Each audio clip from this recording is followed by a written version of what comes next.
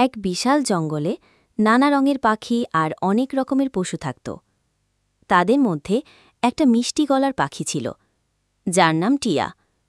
আর একটা শক্তিশালী বাঘ ছিল, তার নাম কেশর। তারা খুব বন্ধু ছিল, যদিও দেখতে আলাদা। টিয়া তার গান দিয়ে সবাইকে আনন্দ দিত, আর কেশর জঙ্গলকে রক্ষা করত। একদিন জাদুকরী এক পাখি আকাশে উড়তে উড়তে এলো। সে তাদের অগোপন জায়গার কথা বলল, যেখানে এক নদীর জল পান করলে নাকি সব স্বপ্ন পূরণ হয়।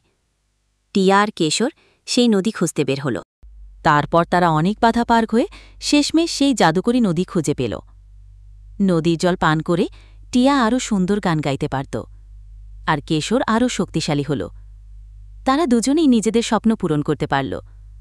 তারা বুঝতে পারল যে বন্ধুত্বার সাহস যে কোনো স্বপ্নকে সত্যি করতে পারে। এরপর তারা দুজন মিলে জঙ্গলকে আরও সুন্দর করে তুলল, আর সবাই একসাথে আনন্দে বাস করতে থাকল।